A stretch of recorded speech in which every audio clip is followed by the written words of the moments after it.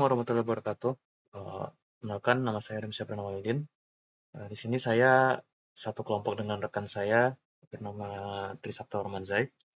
Nah, jadi pada proyek MPTI kali ini, seperti yang kelompok kami gunakan kemarin saat presentasi, kami menggunakan ClickUp ya untuk manajemen proyek ini. Eh, Proyek yang kami infuse ke dalam ClickUp ini adalah proyek dari mata kuliah Natural Language Processing, maaf. Jadi proyek kami itu tentang NLU, yaitu semantic parsing untuk komputer agar bisa memahami bahasa.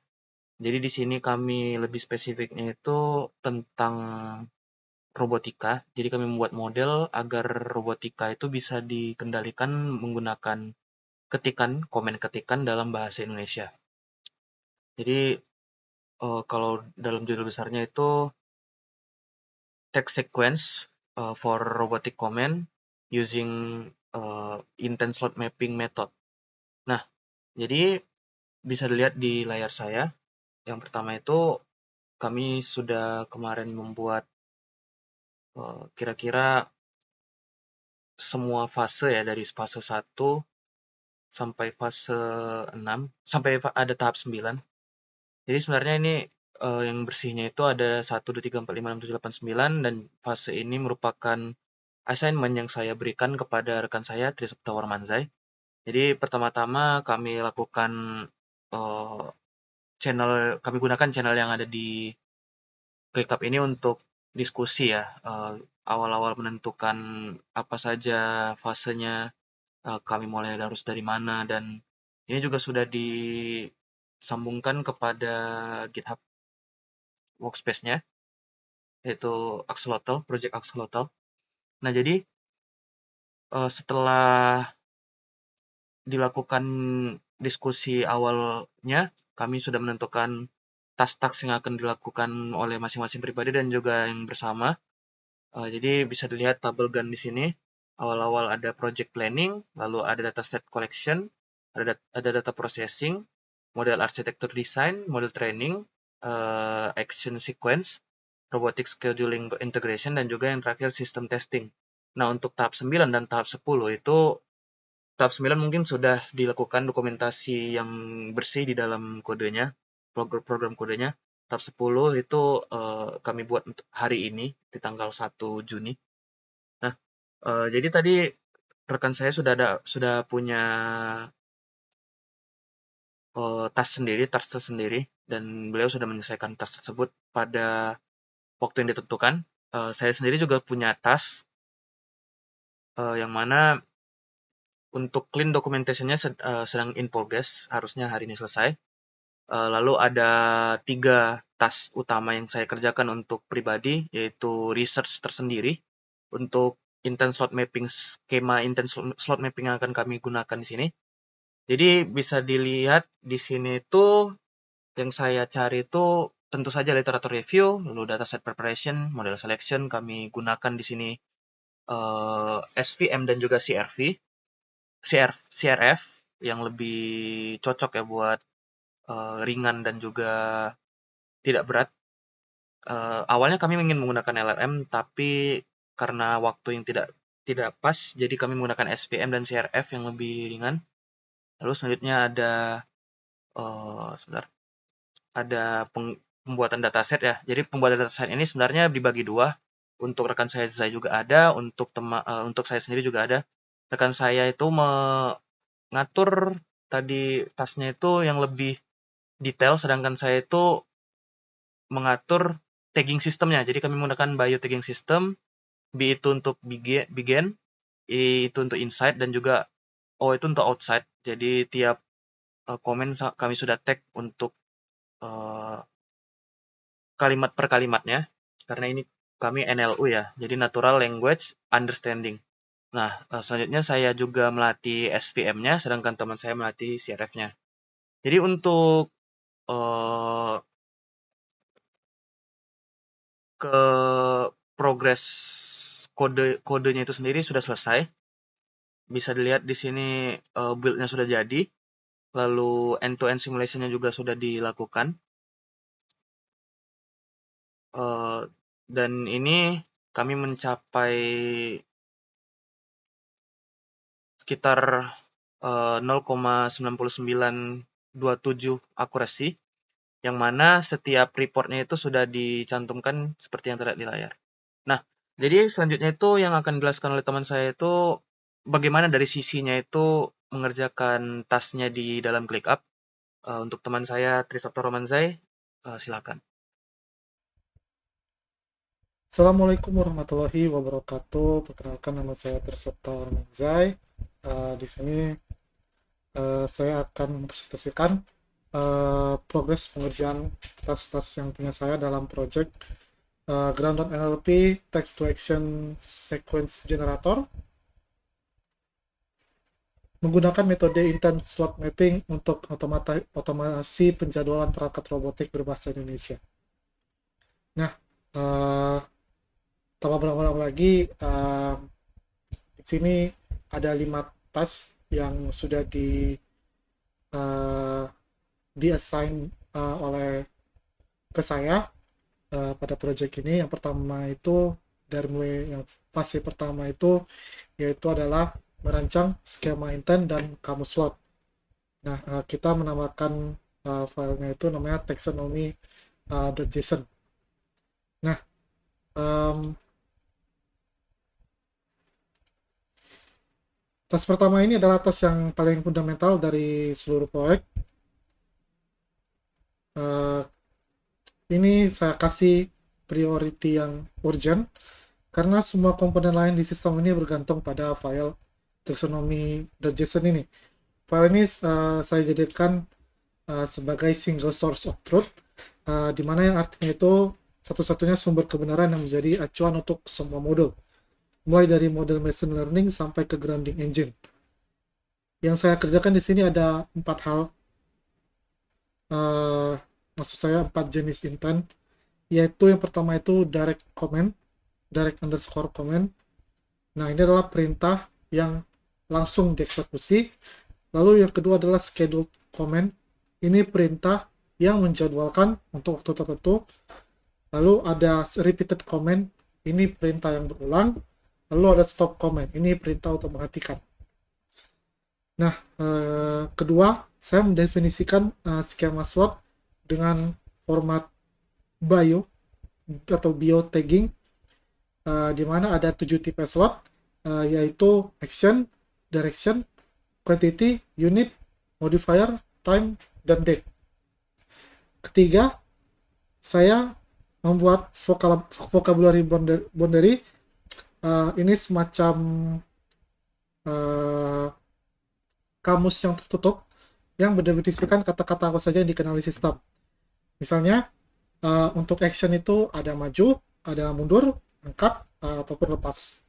Dan jika direction itu contohnya ada kiri, ke kanan, depan, atas, dan ke bawah. Seperti itu. Lalu yang keempat, saya merancang grounding rules awalan untuk mapping dengan kata bahasa Indonesia ke kosakata robot. Misalnya kata kiri dengan menggiri dan ke kiri. Jadi semuanya itu akan diterjemahkan jadi konstanta left atau bahasa Inggrisnya kiri. Hasilnya adalah file taxonomy.json ini. Jumlahnya ada 250 baris yang menjadi fondasi seluruh sistem. Alasan kenapa saya beri urgent pada prioritasnya, karena tanpa taksonomi yang terkunci nggak bisa fase berikutnya itu bisa dimulai. Jadi itu udah pas dengan tipe prioritasnya. Lalu untuk yang kedua, saya meriset, apa yang saya riset yaitu sebelum saya menulis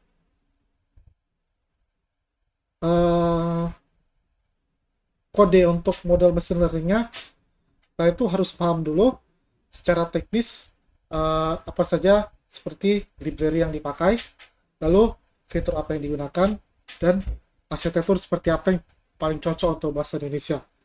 Dari riset ini, saya dan anggota tim yaitu Adam Syah memutuskan kalau untuk return classification ini kita pakai SVM dari library SC SCI Kit Learn, yaitu linear SVC, dengan representasi teksnya itu menggunakan TF-IDF dengan ngram lalu untuk solve fillingnya itu kita pakai CRF dari library Python CRF Suite. Kenapa kita pakai CRF? Karena kalau dibandingkan dengan pendekatan lain, CRF ini mempertimbangkan konteks sequence token. Jadi token sebelumnya dan token sesudahnya. Yang sangat penting untuk mengidentifikasi entitas multikata seperti ke kiri ataupun pukul 4 sore seperti itu. Pipeline akhirnya itu bisa didefinisikan, yaitu pertama teks, lalu kita normalisasi, maksudnya preprocessing, lalu SVM, lalu CRF, lalu grinding, baru ke JSON-nya untuk outputnya. Nah, saya juga mencari referensi paper akademis yang relevan untuk mendukung pilihan arsitektur ini, termasuk paper tentang CRF untuk sequence labeling dari Liberty et al. Dan beberapa paper NLU untuk sistem dialog. Tes ini prioritinya normal karena sifatnya untuk riset, tidak menghasilkan kode langsung, tapi juga menjadi fondasi keputusan teknis yang sangat menentukan. Lalu untuk yang ketiga, ini udah berurutan ya, tapi yang ketiga itu ada fase yang kedua, yaitu merancang script augmentasi dataset sintetis. Ini prioritinya high, dan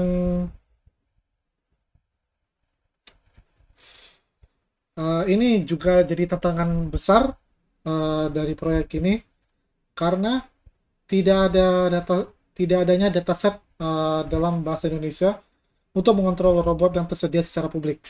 Jadi saya harus membuat dataset sendiri secara otomatis.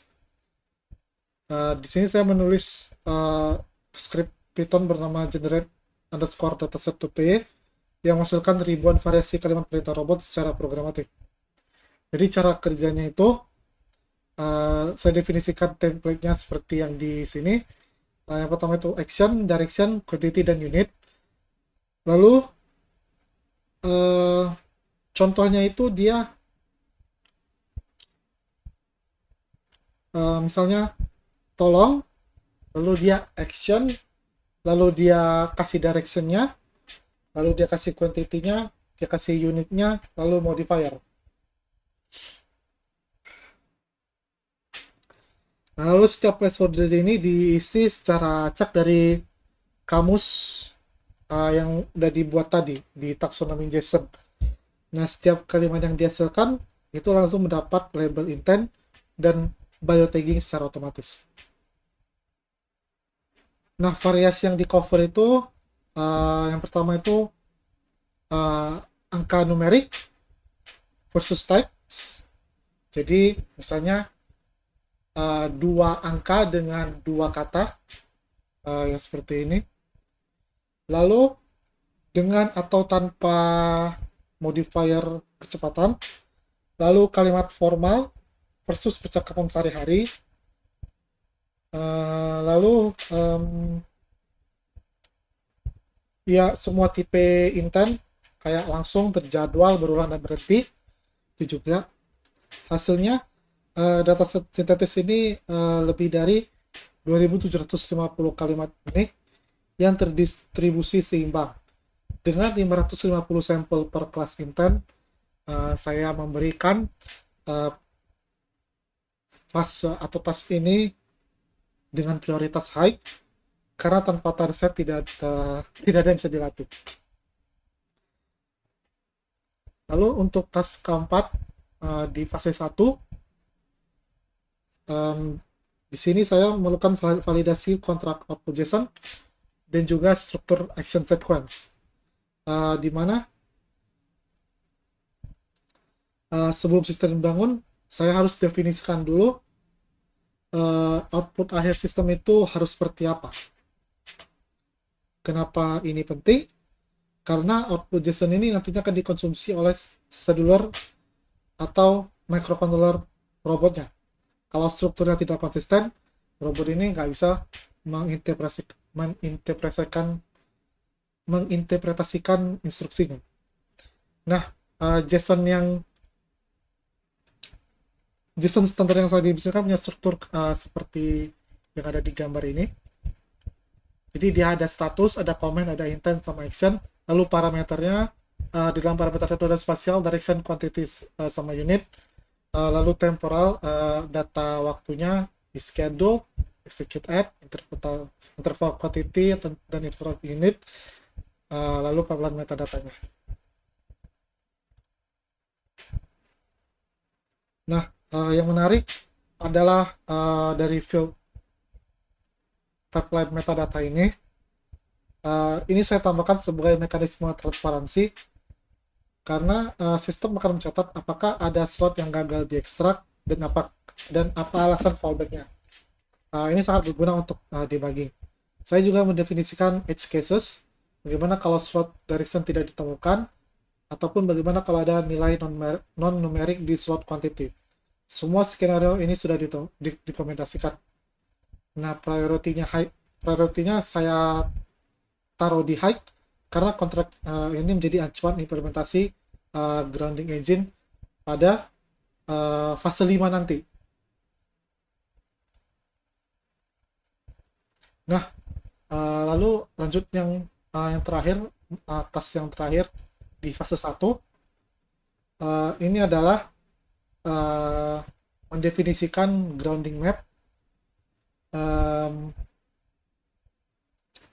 Inilah yang menjawab tantangan linguistik yang tadi, karena bahasa Indonesia itu banyak sekali sinonim seperti kata kiri, mengiri, ke kiri, sebelah kiri.